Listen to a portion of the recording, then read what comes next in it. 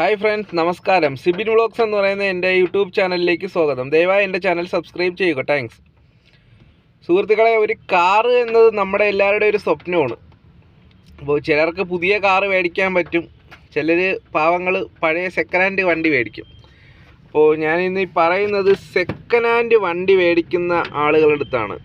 അപ്പോൾ ഞാൻ ഒരു മെക്കാനിക് ഫീൽഡിലൊക്കെ ഉള്ള ഒരാളായതുകൊണ്ട് കുറച്ച് അനുഭവത്തിൻ്റെ ഇതിൽ പറയുകയാണ്.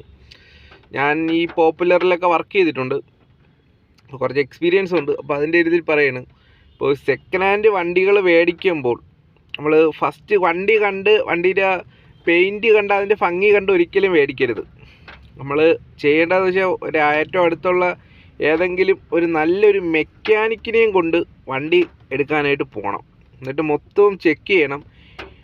വണ്ടിയുടെ പുറമേ മാത്രം നോക്കിയാൽ പോരാ, മെയിനായിട്ട് നോക്കണ വണ്ടിയുടെ അണ്ടർപാസാണ്, അടിഭാഗത്താണ്. അടിഭാഗത്ത് ഓയിൽ ലീക്ക് ഉണ്ടോ എന്നൊക്കെ നോക്കണം. എൻജിൻ കണ്ടീഷൻ ഫസ്റ്റ് ചെക്ക് ചെയ്യണം. ഓയിൽ എവിടെയെങ്കിലുമൊക്കെ ലീക്ക് ഉണ്ടോ എന്ന് ചെക്ക് ചെയ്യണം. അങ്ങനെയൊക്കെ ചെയ്തിട്ട് മാത്രമേ വണ്ടി എടുക്കാവൂ. കാരണം ഇപ്പം ഒരുപാട് പേർക്ക് പണി കിട്ടുന്നുണ്ട്.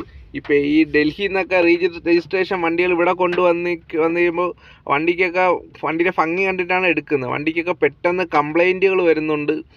പിന്നെ ഈ പാർട്സുകളൊക്കെ വെറും ഡ്യൂപ്ലിക്കേറ്റ് പാർട്സുകളാണ് വണ്ടിയിൽ ഇരിക്കുന്നത്.